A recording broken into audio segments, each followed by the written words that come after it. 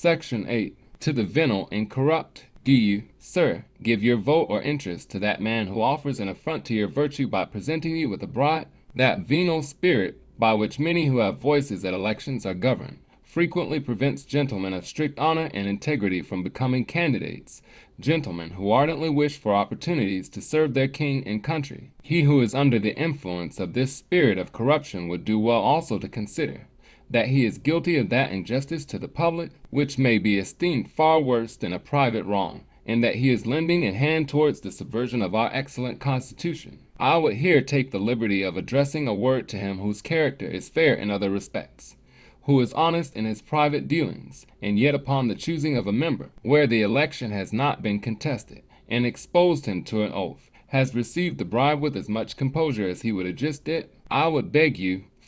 to reflect upon the above evils, and see whether you have not a little concern in them. Judge seriously, judge impartially. Should it be replied that the gentleman for whom you give your vote is a man that has shewn a regard to the public weal, and that, though you was to receive no present from him, you should, notwithstanding, give him your voice, granting the truth of what you alleged, and allowing it to be innocent, or not bribing, for one, so circumstanced as you are to receive a sum of money or the like from a member, yet bear in mind, sir, that by this practice you may be encouraging men of depraved morals to accept of money from any candidate that will offer it,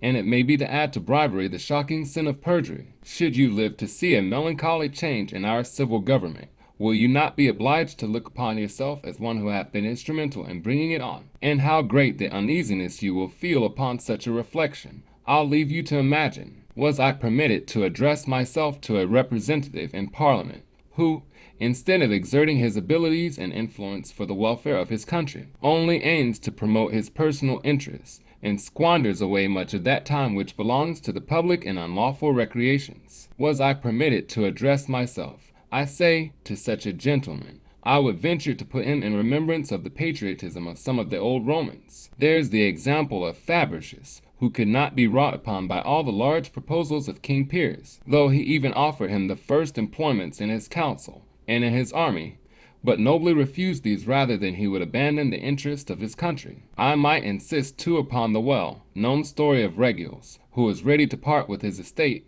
his liberty, to be banished from his native country, from his wife and his children, and even to make a sacrifice of his life, when they interfered with the honor and welfare of Rome. He told the Senate that he had so much of the true spirit of a Roman that he could not do anything that was base and dishonorable, and did not so much fear the tortures of a cruel rack as the ignominy of an infamous action, the former touching only the body,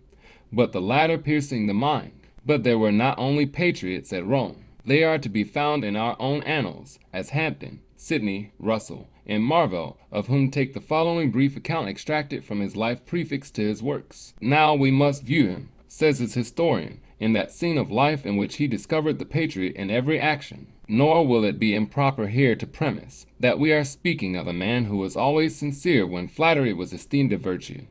and a defender of truth when it was almost a capital crime to assert it, and of one who maintained that greatness of soul under all the disadvantages of a narrow fortune, on the consideration of which he was frequently attacked with no final temptations. Nor were such spirits wanting in such times, who knew to set a just value on such virtues. The year before the Restoration he was chosen at his native place, Kingston on Hull, to fit in that Parliament which begun at Westminster, April 25th, 1669, and again after the Restoration for that which began at the same place, May 8, 1661, in which station he discharged his trust with the utmost fidelity, and he always showed a peculiar regard to those for whom he was representative, for he constantly sent the particulars of every proceeding in the House to the heads of the place for which he was elected,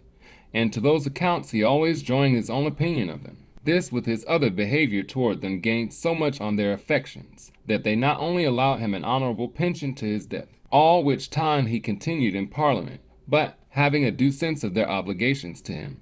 contributed a sum of money to erect a monument over him, which was accordingly done. Nor could any respect they paid him be too great. Their good was all he had at heart, abstracted from all private views, and I believe we say conclude that we are indebted to the prudent management of him,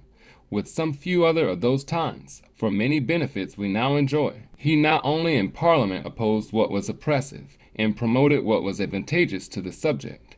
but employed his genius to the best ends of satire or panegyric in writing, which had often the desired effect. He felt and spoke in Parliament, but he had great influence with co-outdoors over the members of both houses. He made himself obnoxious to the government both in his actions and writings, and, notwithstanding his proceedings were all contrary to his private interest, nothing could ever shake his resolution. He having been one night entertained by the king, who had been often delighted in his company, his Majesty the next day sent the Lord Treasurer Danby to find out his lodging Mr. Marvell, who then lodged up 2 pair of stairs in a little court in the Strand, was writing when the Lord Treasurer opened the door abruptly upon him. Surprised at the sight of so unexpected a visitor, he told him he believed he had mistaken his way. The Lord Danby replied, "Not now I have found Mr. Marvell," telling him that he came with a message from his Majesty, which was to know what he could do to serve him. His answer was in his usual facetious manner, that it was not in his Majesty's power to serve him. But coming to a serious explanation of his meaning, he told the Lord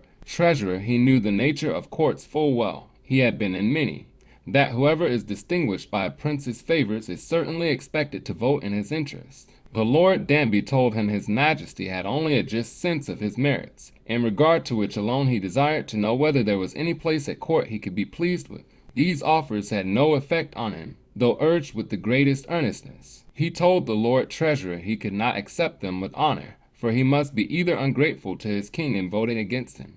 or false to his country in giving in to the measures of the court. Therefore the only favor he begged of his Majesty was, that he would esteem him as dutiful a subject as any he had, and more in his proper interest in refusing his offers than if he had embraced them. The Lord Danby, finding no arguments could prevail, told him the king his master had ordered £1,000 for him, which he hoped he would receive till he could think what farther to ask of his Majesty.